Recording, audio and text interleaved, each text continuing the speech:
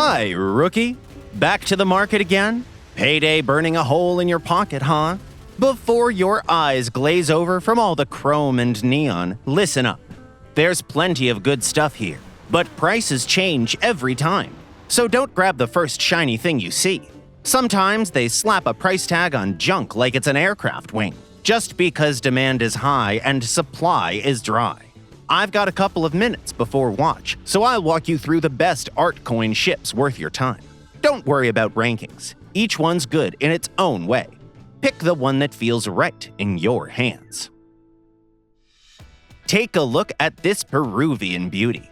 The Almirante Grau is a flagship without the fluff. Its reliable 152mm guns put out around 156,000 damage per salvo.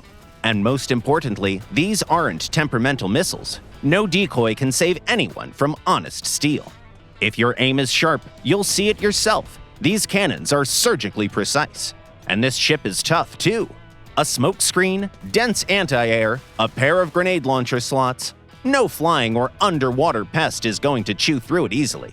Do you like classic gunfights? Then this is your ship. Just remember, it's not for commanders who blindly charge into the furnace. If you can't hold a position, let's find you something sturdier. So you like getting into trouble face first? Then here you go. The legendary German F126 frigate. With 455,000 durability and solid protection, it's a real tough nut to crack. 5 anti-air points, if you count the autocannons. Build it right, and you'll give yourself and the whole team a clear sky. Where this beast truly shines is in a clinch. 4 grenade launcher slots are no joke, believe me. That kind of power burns enemies down at close range. Load up the nuclear Vickers or the TRG-230, and the poor target is going to have a very bad day. Add cannon and missile damage on top, and all that's left is to offer condolences.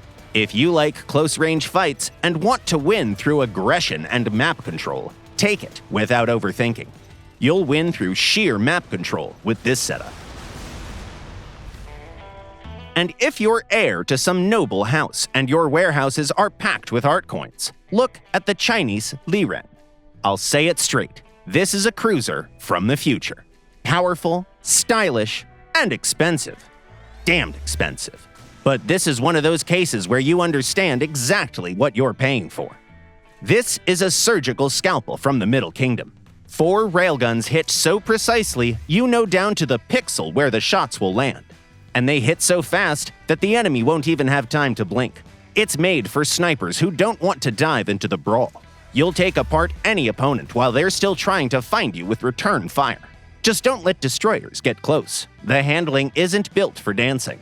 And watch out for submarines. Without torpedoes, meeting one is a one-way trip to the bottom. I can see it in your eyes. You're getting bored. Still haven't picked anything? Then check out the Argonas Chronoplan. Pure futurism. Sleek, streamlined, not a ship, a bullet. And the speed? Almost 60 knots. While the enemy's still warming up, you're already sitting in the best position. Swing into the flank, dump the railgun, add missiles, and they're gone before they know what hit them. Feels like you unlocked teleportation while everyone else is still inventing the wheel. It's exotic, no doubt. One for connoisseurs. The only problem? It breaks easily, so take care of it. Want something tougher? Then here's the Musashi Aegis.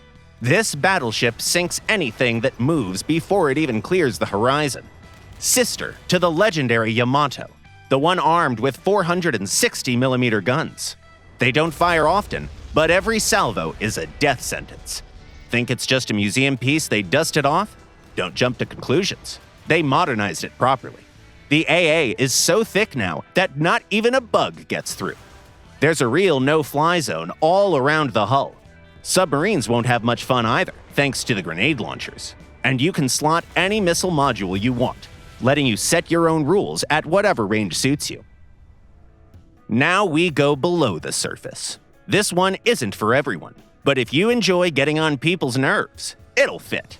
The most dangerous option here is the Belgorod. Its Poseidon torpedoes are the real Russian roulette. You sit deep, quiet as the grave. The enemy thinks that the battle is going exactly to plan. And a few seconds later, they realize the song is over. Very few ships survive a full torpedo salvo from this monster. It's for commanders who love stealth and hate rushing.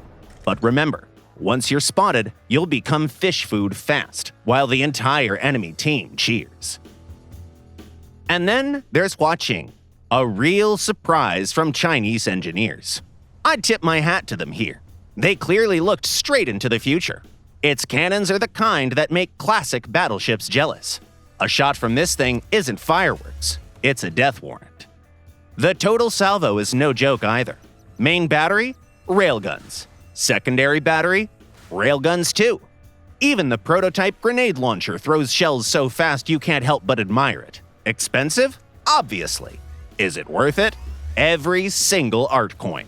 But keep this in mind. You are the biggest target at sea.